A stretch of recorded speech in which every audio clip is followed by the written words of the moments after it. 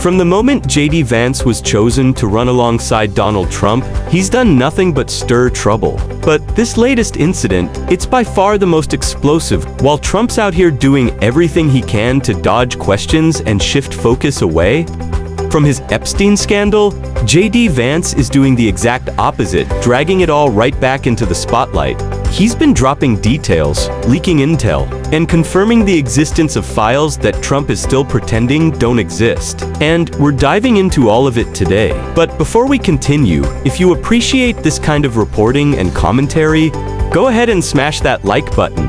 And make sure you're subscribed so you don't miss any updates from us. Let's rewind for a second. Trump's go-to move lately has been to dismiss. They were going to do it. I don't really follow that too much. It's sort of a witch hunt, just a continuation of the witch hunt. The witch hunt that you should be talking about is they caught President Obama absolutely cold, Tulsi Gabbard.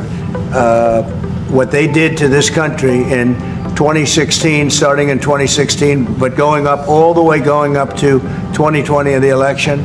They tried to rig the election, and they got caught. And there should be very severe consequences for that. You know, when we caught Hillary Clinton, I said, you know what? Let's not go too far here. It's the ex-wife of a president, and I thought it was sort of terrible. And I let her off the hook, and I'm very happy I did. But it's time to start, after what they did to me, and whether it's right or wrong, it's time to go after people. Obama's been caught directly. So people say, oh, you know, a group. It's not a group. It's Obama. His orders are on the paper.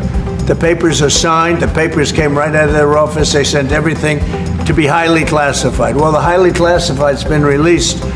And what they did in 2016 and in 2020 is very criminal. It's criminal at the highest level. So that's really the things you should be talking about. I know nothing about the other, but I think it's appropriate that they do go. The Epstein probe as just another witch hunt. That's been his deflection strategy. But somehow, he also thinks that going after Barack Obama for seditious conspiracy is the top priority. It's almost comical. Even hardcore MAGA fans are starting to see the cracks. Trump has been lying to them all along about draining the swamp, about standing up to the elite, about being the one to bring justice. And some of the biggest red flags are coming from MAGA's inner circle. Those podcast bros and influencers keep trying to change the subject. But let's talk about what Representative Robert Garcia revealed, a bombshell about the footage Pam Bondi is still keeping under wraps. So, as the Attorney General has said, they have the full Epstein files. There are actual written documents. There are videos in those files. There's an enormous amount of information we understand. And what's really concerning, and which should concern the American public, is why Donald Trump has done a complete turnaround. Now that he actually had the power to release the files, he is choosing not to. And not just essentially stepping back. He's attacking people that are calling for the release of the files, including people of his own base. And so this should alarm the entire country, including those that supported him. They feel betrayed. Democrats, we're going to fight every single day to ensure that the truth comes out. And if that means putting out subpoenas, if that means ensuring that we go to court to get documents, we're going to do everything we can in our power to do so. We've heard Bondi's version. She claims what's left in the Epstein files is boring.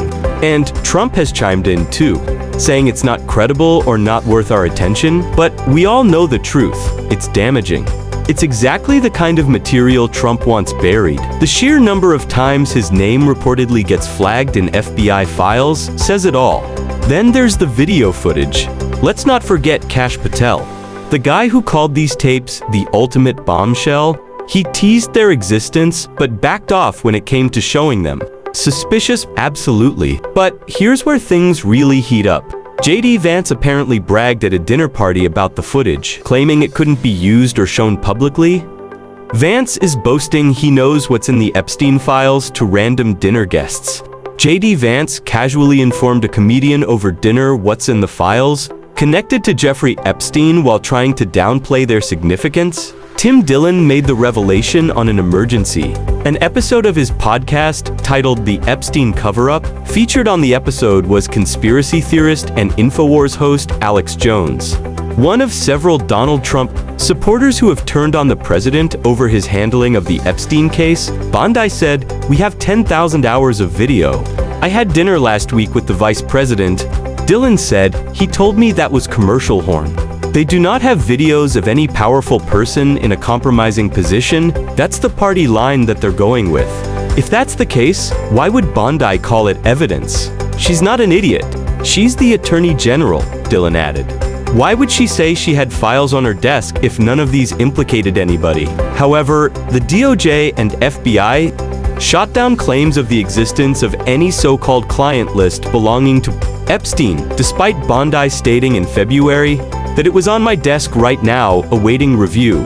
The FBI and DOJ also stated that there will be no further arrest in connection to Epstein's crimes, and that he took his own life and was not murdered inside his New York jail cell in August 2019.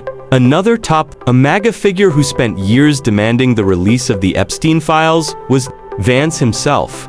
In a December 2021 X post, Vance wrote, "What possible interest would the US government have in keeping Epstein's clients secret? Oh." In a June 2025 interview with comedian Theo Von, Vance added, "Seriously, we need to release the Epstein list. That is an important thing."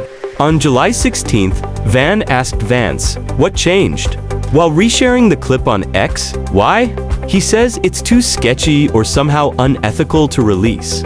But that doesn't line up with what others in his circle have said. Bondi called it hard evidence. Patel said he'd reviewed it. He even said that while there might not be island footage, there was other video coming. So why is Vance suddenly acting like none of it should see daylight? That's the contradiction. These people are constantly tripping over their own stories. One week it's released the Epstein list, the next it's, well, not all of it. And Trump's playing both sides, calling everything fake news while dodging the real questions. And for what? To protect his image. Let's not forget, the only confirmed video manipulation happened on Bondi's end, and that footage still got released. So the question becomes, is it that she can't edit Trump out of what's left? Is Vance protecting him by claiming the rest isn't safe to share? Nobody seems to have a straight answer. But what's clear is this: JD Vance just handed Trump another unsolvable problem. Not even his MAGA loyalists can spin this mess into something clean.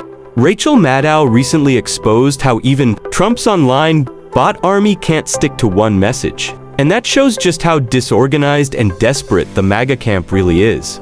We'll be staying on this story because it's unraveling fast, and we're just getting started. If you made it to the end of this video, you're the kind of viewer we're doing this for. So here's what you can do to help.